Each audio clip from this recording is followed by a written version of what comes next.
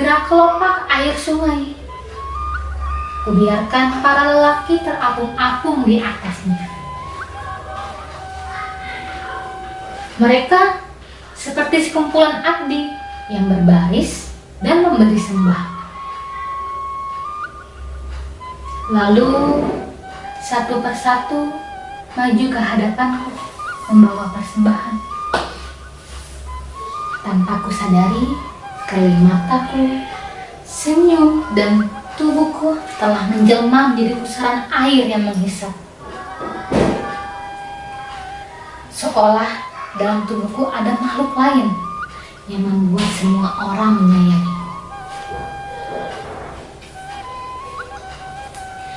Jika kecantikan memberi perempuan dua pilihan antara anugerah dan kutukan, maka aku bukanlah kutukan itu. Kecantikan telah mengantarkanku menemukan diriku sebagai perempuan dengan kaki yang kokoh. Kecantikan telah membuat semua orang menjadi taklukanku. Lama-kelamaan, aku dikenal dengan sebutan Seringgit. Ya, Seringgit. Kalau kalian mengira sebut itu sebagai sebuah harga untuk mendapatkan perhatianku, maka itu tidaklah seperti yang kalian pikir. Ada yang lebih berharga dari sekedar uang dalam hidup ini. Begitu pula dengan cara setiap orang mengagumi.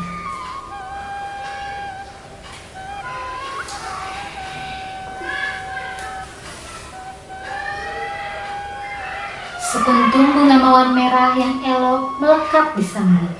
Sungguh cantik ibu pemilik rumah ini. Entah mengapa ia mengatakan hal seperti itu, padahal bunga itu berwarna kuning. Ia adalah Kusno yang akhirnya menjadi suamiku. Anak muda yang pesona, memakai pakaian putih-putih. Ia mengenakan peci kebanggaannya, peci yang disebut sebagai lambang semangat kaum pribumi. Dan lihatlah sorot matanya, sangat tajam, penuh dengan semangat yang bergelora, tapi tetap menyejukkan.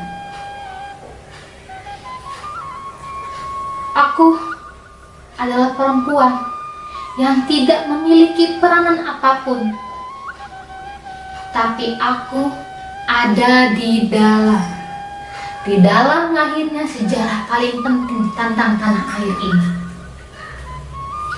Anwar, Gatot Mangkudipraja, Sartono, Kusni Tamrin, Hatta, Dr. Cipto, aku pengagum semangat-semangat mereka. Perdebatan itu biasanya disebabkan oleh suamiku.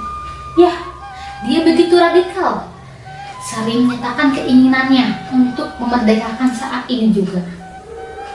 Kalau sudah begitu, terjadilah protes sana-sini.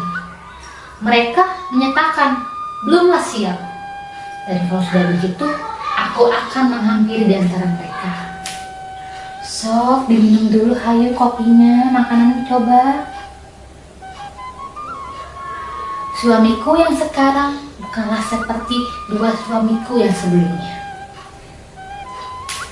Kusno hanya seorang lelaki, seorang pelajar, mahasiswa yang memiliki cita-cita yang tinggi untuk menjadi seorang pemimpin tanah air.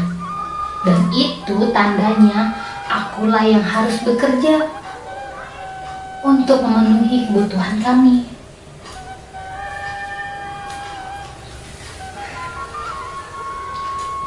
Aku memaklumi benar hal itu. Ia seorang yang memperjuangkan diri dan seluruh waktunya untuk masa depan bangsa dan tanah air. Singa podium itu tetaplah seorang lelaki yang ingin dimanja, diperhatikan, dan didengarkan segala keluh kesahnya. Tadi aku bertemu dengan seorang petani kecil bernama Marhen. Petani ini memanglah kecil, tapi dia tidak tergantung oleh siapapun. Inilah sosialisme yang dibutuhkan. Marquez. Apa yang aku takutkan selama ini terjadi. Tak lama kemudian datanglah beberapa polisi dan menodongkan pistol ke arah suamiku dan membawanya ke penjara. Setiap hari aku menunggu depan gerbang penjara dan berharap bisa bertemu dengan suamiku. Aku tidak menyangka puluhan buku-buku yang aku sundutkan melahirkan sebuah pledoi yang mampu mengguncang dunia, yaitu Indonesia Merdeka. Soekarno, tegakkan dirimu. Seorang pemimpin tidaklah gugur dalam pujawaan. Tegakkan dirimu, Soekarno. Aku, istrimu, akan selalu mendampingimu. Pelan-pelan ia mengangkat wajahnya dan matanya yang redup mulai berkilat-kilat. Aku jadi ingat sesuatu.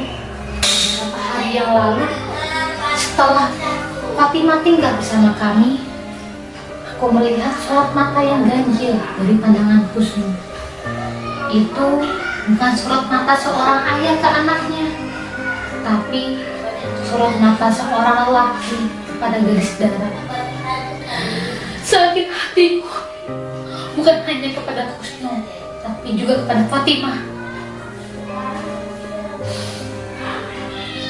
Biarlah aku tidak pernah menjadi istri yang pertama. Aku tak pernah menjadi wanita yang utama. Karena harga diriku tidak akan bisa ditukarkan oleh apapun, bahkan istana sekalipun. Biarlah semua ini sebagai perjalanan aku mengantarkan seorang lelaki yang bernama Husnu menjadi seorang pemimpin di ambang kebebasan.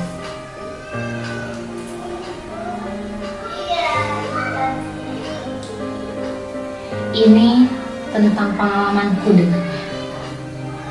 dengan seseorang yang mementingkan segi semangat, solidaritas bangsa untuk mencapai apa yang ia cita-citakan dan apa yang kita selama ini cita-citakan, yaitu kemerdekaan bangsa kita. Di balik itu, ia adalah seorang lelaki yang penuh dengan romantika. Aku selalu melayaninya, mengomongnya, menyayanginya. Hingga pada suatu saat, ketika aku mengantarkannya ke gerbang yang ia cita-citakan, berpisahlah kami.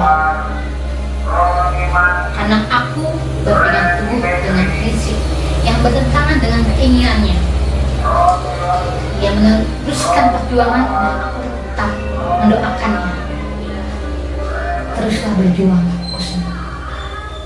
Aku akan selalu mendoakan.